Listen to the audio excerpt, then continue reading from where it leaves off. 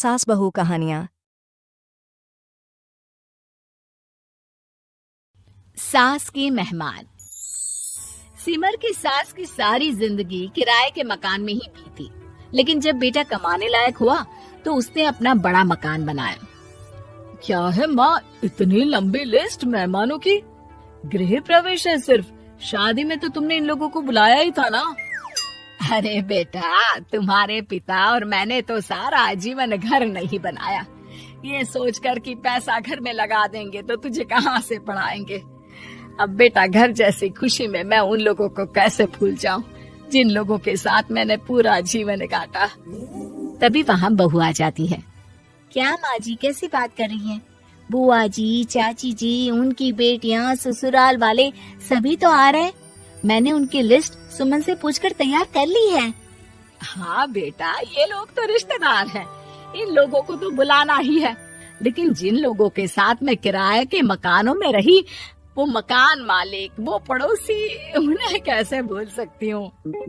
माँ, लेकिन वो नीलम आंटी को तो मत बुलाना, बड़ा ही लो स्टैंडर्ड साउंड करती है वो। हाँ माँ, और वो किरण को भी। उनका पति और बेटा खाते कितना है? और नहीं तो क्या, शादी में भी 2000 रुपए वाली प्लेट में दनादन खा रहे थे। माँ कुछ नहीं बोलती, कमरे में चली जाती है। तुम्हारी माँ की तो चोचले ही अलग है, न जाने लोगों को क्या बताना चाहती हैं। अरे आस पड़ोस को तो ऐसे पूछ रही है जैसे कि रिश्तेदार। हाँ, जानता हूँ माँ को, वो किसी से जुड़ती है तो दिल से जुड़ती है। वैसे बात करता हूँ उनसे। सभी अपने अपने काम में लग जाते हैं। सास को नींद आ जाती है और वो सो जाती है। लग रहा है कि गुस्सा होकर सो गई। कपड़े भी अपने बाहर फेंक कर गई हैं। बहू है ना, नौकरानी जैसी, कर लेगी काम। बड़बड़ करती बहू सास के कमरे में जाती है और कपड़ों को उनकी अलमारी में रखती है कि तभी उसके हाथ में एक एल्बम और कुछ खत लगते हैं। अरे ये क्या है? बहू एल्बम देखती है जहाँ नीलम आंटी और सास के साथ छोटा सा उसका सुमन खड़ा होता है। इनके बचपन की फोटो। वो सारी फोटो देखकर जब खत को खोलती है तो वो किरण का होता है। बहू खत पढ़ने लगती है। खत में लिखा होता है, तू पैसे की चिंता ना कर, सुमन की पढ़ाई में कोई कमी ना हो, हम पड़ोसी नहीं बहने हैं। तभी सास जग जाती है। अरे बहू, क्या हुआ? कुछ चाहिए था क्या? बहू बात घुमा देती है। माँ जी, वो इनकी फोटो देख रही थी नीलम आंटी के साथ। कितनी सुंदर लग रही है ना आंटी? हाँ, दिखा तो जरा फोटो। बहू सास को फोटो देती है। सास फोटो देखकर कहती है, याद आता है, तेरे ससुर जी तो थे नहीं, काम के लिए 10 दिनों के लिए शहर से बाहर गए थे। जब बेटा होने वाला था तब नीलम आंटी और अरुण अंकल ही थे। आंटी बेचारी रात भर मेरे साथ बैठी रही तो अंकल भाग भाग कर दवाई का इंतजाम कर रहे थे। बेटे के होने के बाद भी जब तक मैं घर नहीं आई मेरे पास ही रहे। रिश्तेदार तो आए थे मुंडन में 10 दिनों के बाद। बहू सुनकर खुश होती है, तभी नजर खत पर पड़ती है। माँ, ये किरण आंटी को आपने पैसे वापस कर दिए? हाँ, वो भी समझ कैसे कैसे किए मैं ही जानती हूँ।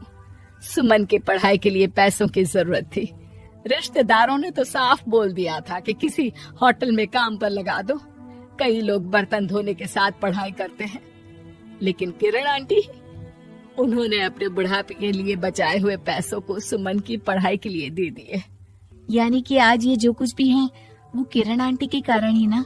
हाँ बहू, ऐसे ऐसे पड़ोसी हुआ करते थे जो किसी रिश्ते के नाम से नहीं बल्कि अपनेपन से भरे थे। फिर सास का बोलने का रुख तीखा हो जाता है। और फिर भी देख, सुमन इन लोगों को भी नहीं बुलाने दे रहा है। माँ, मैं बात करती हूँ, ये लोग सिर्फ आएंगे ही नहीं, हम लोगों के साथ रुकेंगे भी घर में, रिश्तेदारों की तरह। सास बहू बेटे से पूछकर एक एक घर जाकर पड़ोसियों को एक दिन रहने का न्योता दे आते हैं। और फिर वो दिन भी आ जाता है जब घर में गृह प्रवेश होता है। अरे हम लोगों का कमरा कहाँ है? बड़ा कमरा देना हम लोगों को, खुला खुला। सुमन परेशान हो जाता है कि वो क्या करे, कहाँ किसका सामान रखे, कि वहीं किरण पड़ोसन आ जाती है। अरे सुमन, परेशान ना हो बेटा, हमारे कमरे में रख दो उन लोगों का सामान, हम तो तेरी माँ के साथ ड्राइंग रूम में एडजस्ट हो जाएंगे। और हमारा कमरा कहाँ है? सुमन, जरा सामान कमरे में तो रखवा दो। अरे ये क्या, मेरे कमरे में तो सफाई ही नहीं है। अरे बता देती सुमन, हम कहीं और रह लेते। तभी वहाँ नीलम झाड़ू लेकर आ जाती है। अरे बबली दीदी कैसी बात कर रही है? चलिए मैं साफ किए देती हूँ कमरा। वहीं मामी जी भी आ जाती हैं। अरे सुमन दीदी, सबसे छोटा कमरा हम लोगों को ही देना था क्या? मायके की कोई परवाह नहीं है।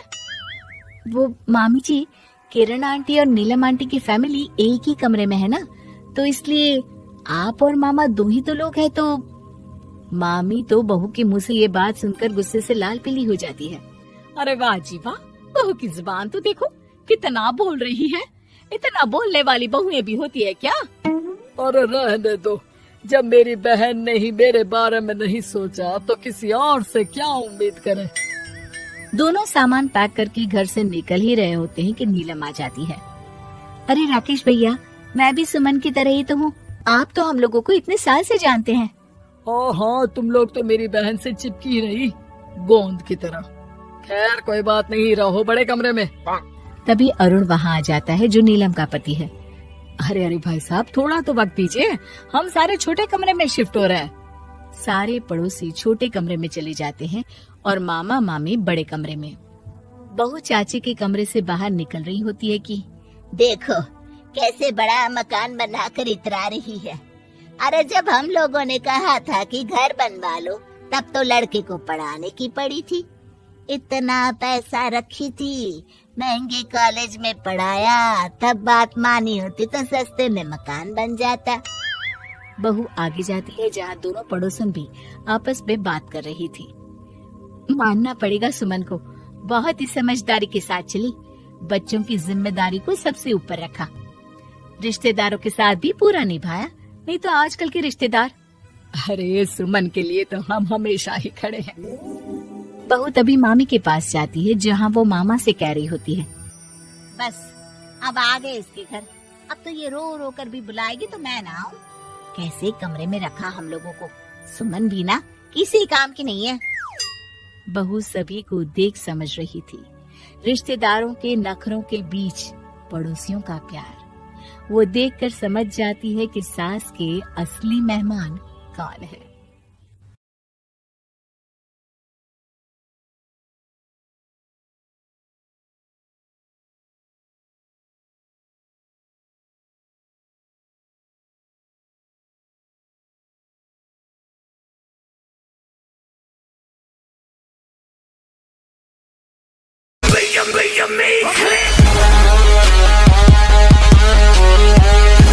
Like, subscribe,